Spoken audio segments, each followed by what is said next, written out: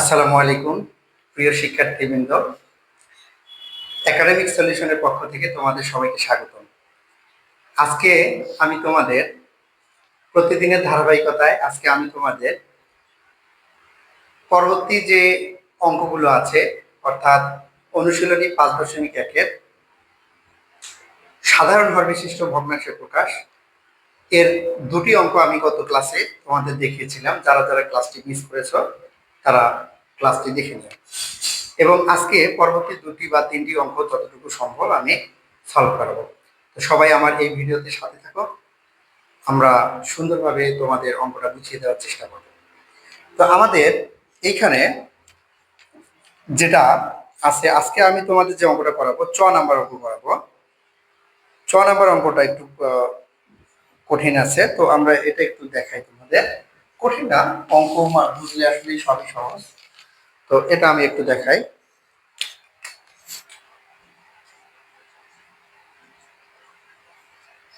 তাহলে 2-এর চ, এই চ নাম্বার অঙ্কটা কি? 6 নম্বর অঙ্কটা হচ্ছে 1/x² - 5x + 6,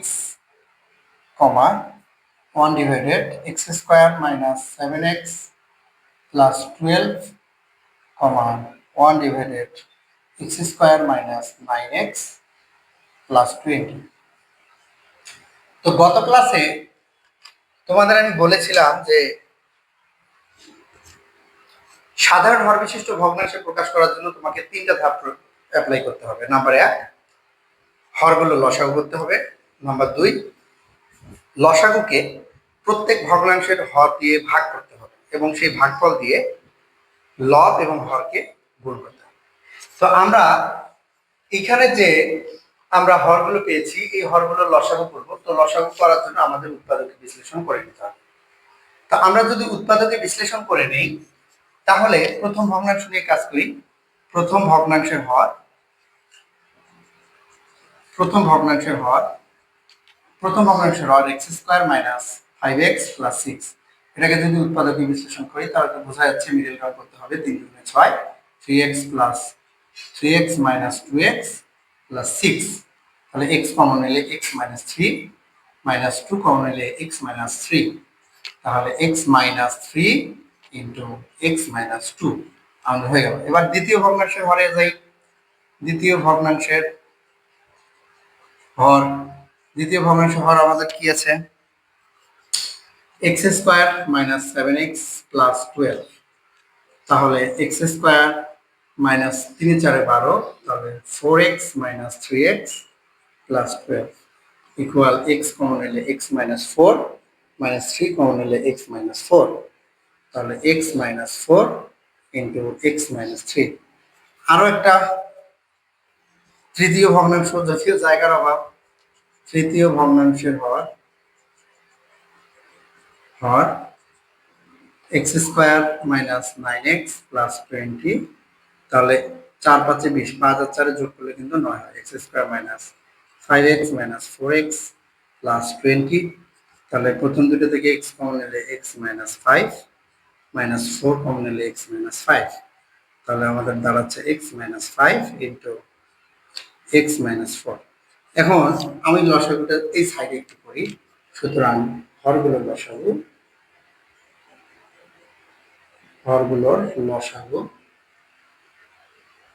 লসাগু হচ্ছে, আমরা জানি যে লসাগু আমরা কিভাবে করব।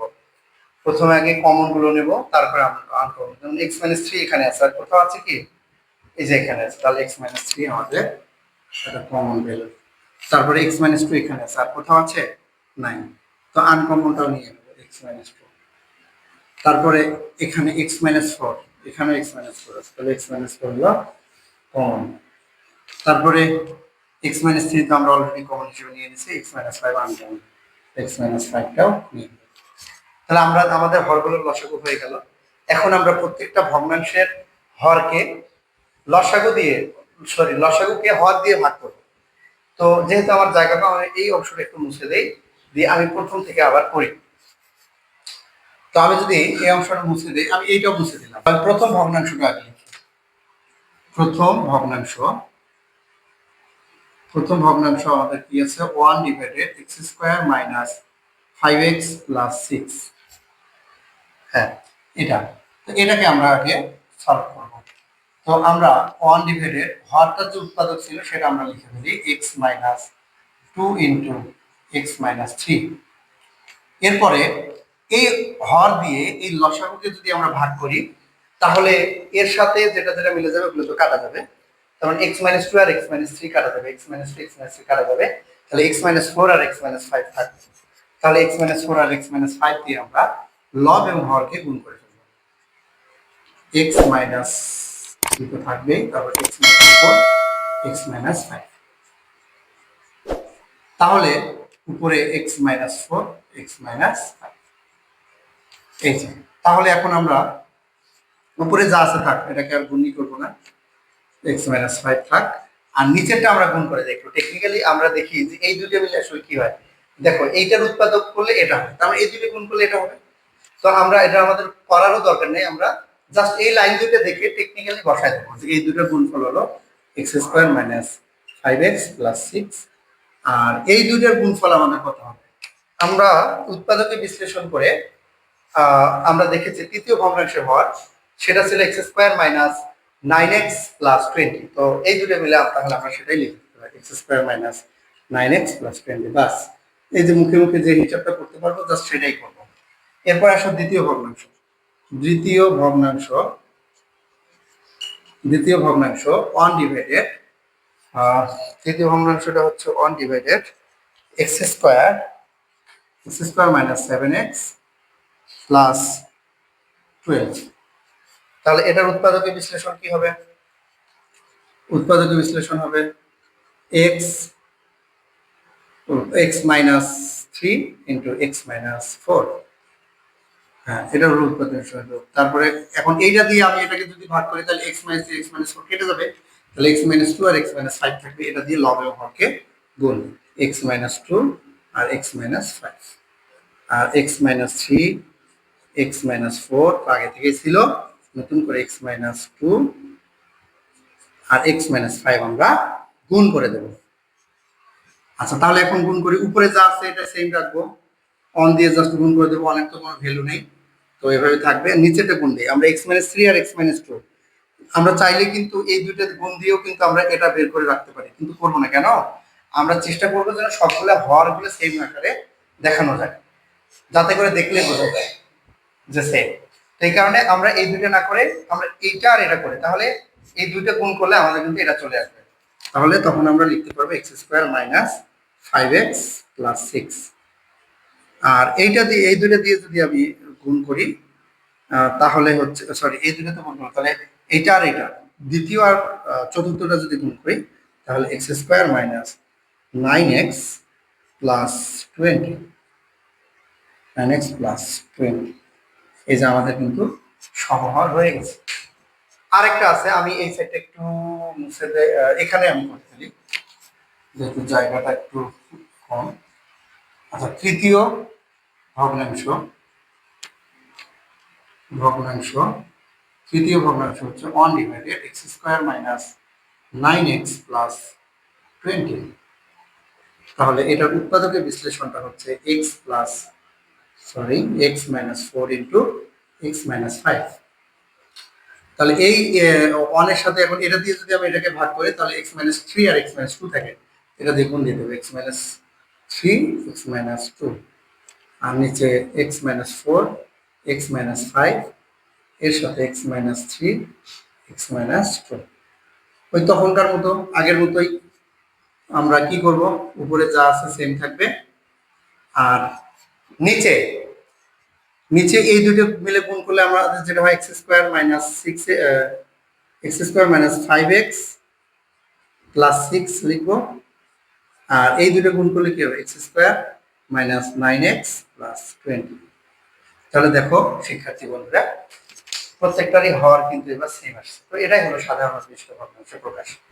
তো এরপরে আরেকটা অঙ্ক আমি করাই, এটা একটু দেখো। এরপরে আমি তোমাদের 6 নাম্বার অঙ্কটা করাবো।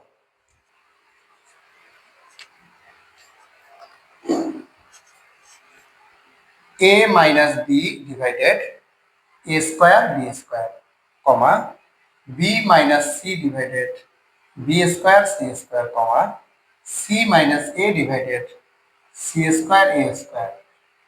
আচ্ছা, তো এখন সর্বপ্রথম আমরা আমাদের দেখো এখানে হরগুলোর কিন্তু উৎপাদকে বিশ্লেষণ না করলেও আমরা এখানে লসাগু করতে পারবো, কারণ হরগুলো আমাদের রাশি দেওয়া নেই। যদি হরগুলো রাশি থাকে তখন কিন্তু আলাদা করে আমাদের উৎপাদকে বিশ্লেষণ করে লসাগু করতে হয়।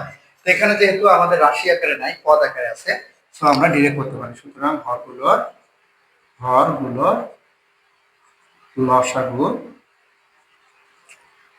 লসাগু হচ্ছে এ স্কোয়ার, তাহলে কমন কি কি? এ স্কোয়ার, তারপর বি স্কোয়ার কমন, তারপরে সি স্কোয়ার, আনকমন কোনো কিছুই নেই। তাহলে প্রথম ভগ্নাংশ A minus B divided A square B square. তাহলে এইটা দিয়ে এটাকে ভাগ করলে সি স্কোয়ার থাকে, সি স্কোয়ার দিয়ে লব এবং হরকে গুণ, A minus B into C square, তাহলে A square B square into C square. তাহলে এখানে এর সি স্কোয়ার দিয়ে গুণ করলে A C square minus B C square, আর নিচে A square B square C square. একইভাবে দ্বিতীয় ভগ্নাংশ